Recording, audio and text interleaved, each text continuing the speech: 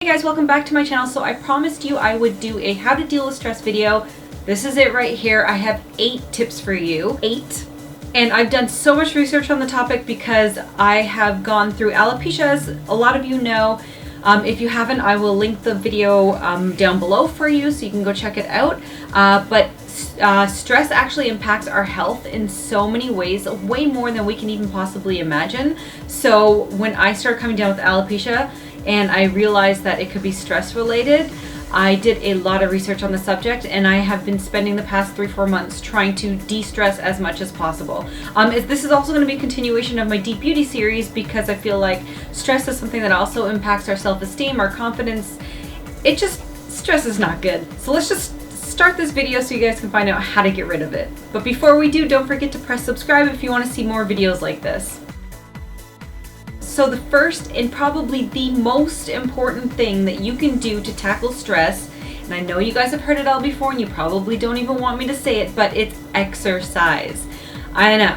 If you're like me, you probably would rather be sitting on the couch or doing just about anything other than exercise. But I will tell you that 30 minutes of exercise every single day will make you so much happier and so much more relaxed. Your anxiety is going to fall back, your stress is going to reduce, everything is just going to get so much better in life.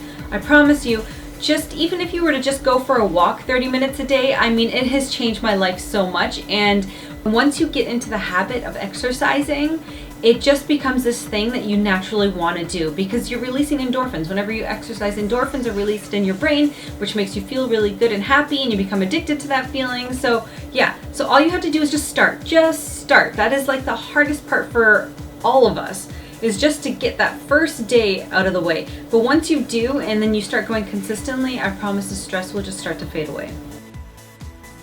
And the second tip I have for you guys is to pay attention to your nutrition. So nutrition is something that is so closely linked to your brain health and your mood. And I don't know, when I was researching it, it actually came as a surprise to me because you always hear people saying that, like, you shouldn't be eating cookies and chips and all that, blah, blah, blah.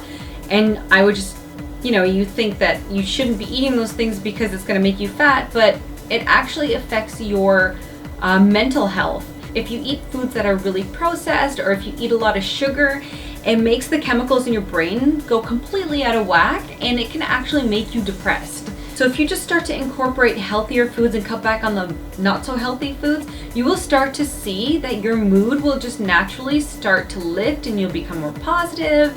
And then when you're positive, stress doesn't really have a chance to stick around. So Number 3. So the third one we're going to talk about is to start your morning off right. So what I mean by that is you want to give yourself a little bit of time. You don't really need like 20 minutes. You could even do it in 5. You want to do a little bit of meditation and you want to express gratitude. So there are a lot of meditation apps out there that you can use. My favorite right now is the Mindfulness meditation app. I will link it down below for you guys. The reason that I love it is because it gives you like this sort of guided way to get into it first. So you kind of have to do the first 5 days the way that they tell you, which is like a couple of minutes each session. And then you can just time it. You can meditate for as little as 3 minutes. And that, I'm sure all of you have 3 minutes that you can take to sort of center yourself and put yourself in the right perspective before you start your day. So I don't want to hear that as an excuse.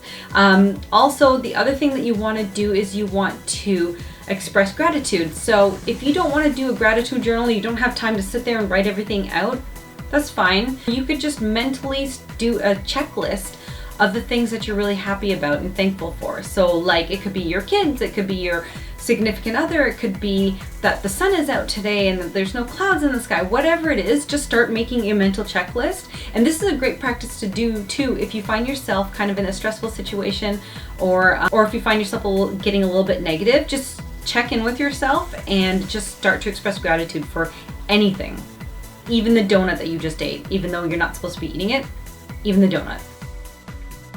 Now, tip number 4, another thing you can do, and I know it's not very realistic for a lot of people, but you definitely want to try to get as much sleep as possible. I used to be the type of person that would get up at ungodly hours and sacrifice sleep just to get work done, but you can definitely start to see it impacting your health. So you want to make sure that you take the time and give your body that break that it needs, and do not feel guilty if you sleep for 8 or 9 hours. That's actually really good for your body. Tip number 5 is find a way to make each moment super fun. So what I mean by that is, just say you're doing something really mundane, like you're folding laundry or you're filing or whatever it is that you're doing at that moment. Just throw some music on. That'll definitely make the situation more fun. Another thing you can do is that if you find that you're kind of in the middle of like this really big project or some work that you are finding yourself very overwhelmed and you can see that the stress level is starting to creep up, take a break for just a couple of minutes and watch something really funny on YouTube. Just anything. I like to watch Ellen. I think Ellen's hilarious. Jimmy Kimmel, Jimmy Fallon, like those videos are great. So that's something that you can do that will just make you laugh instantly and it'll put you in a better mood so that when you get back to your work, you'll be in a different frame of mind and you'll be able to deal with whatever it is that you have to do and get it done. Tip number 6. I know that Deep Beauty, the whole message of Deep Beauty is it's all about inner beauty and feeling good about yourself and confident, but if you are feeling really shitty and you are just completely stressed out and you look like crap and you have sweatpants on, your hair's like messed up and you have no makeup on and you want to go and drive to McDonald's and get a freaking Egg McMuffin, don't do that. Go put some makeup on, change your clothes, do your hair, and I promise you, you will feel so much better and so much less stress. And I'm not saying that you have to go and try to look like a Kardashian or anything like that.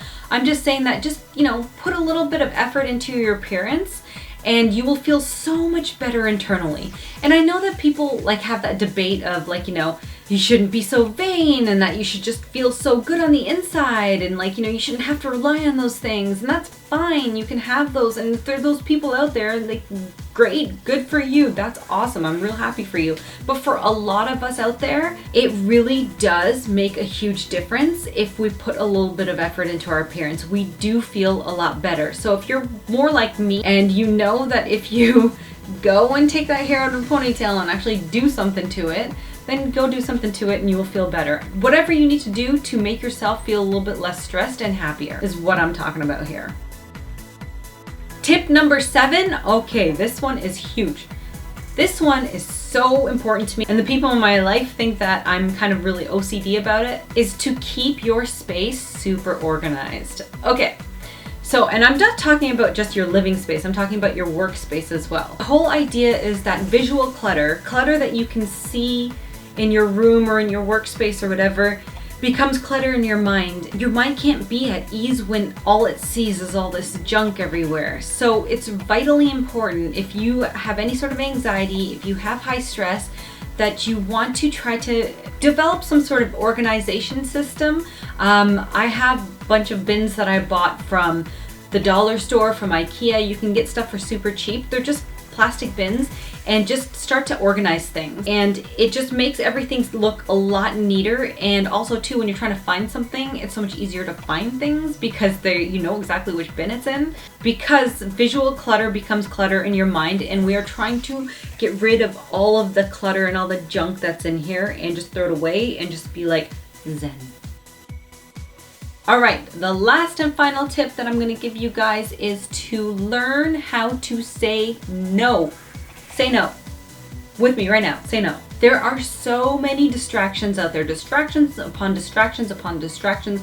There are people that are, what do they call them? Time vampires? I don't remember what the exact term is, but you guys know what I'm talking about. Those people that just want all of your time and make you feel super guilty if you want to say no. Just say no. I want you guys to not feel guilty about saying no to those people, because at the end of the day, this is about taking care of ourselves, and we cannot feel selfish about taking care and putting our health as our number one priority. We cannot feel guilty about that at all. Do not feel guilty about that, please, because at the end of the day, all you have is your health. The stress is not worth it. So you just have to learn how to say no to situations and people that are going to stress you out, that are going to make you more anxious. And honestly, this is I'm getting a little emotional right now because this is something that's like been such a big thing for me. Like I was always one of those people that couldn't say no. And I think that just really caused so much stress for me, so much stress. And now that I'm learning to say no and I'm becoming more comfortable with it, I just feel so much better and so much more relieved. And yeah, I just want you guys to, if you're anything like me, just start saying no. And I know it'll feel uncomfortable in the beginning, but once you get into the habit of it and you get more comfortable with it, you will be so much better off for it. So yeah, so those are my 8 tips on how to deal with stress. I hope this one helped you guys. If you have any requests for any videos, please let me know in the comments below, and I will see you guys next week with another video. Have a great weekend, everybody.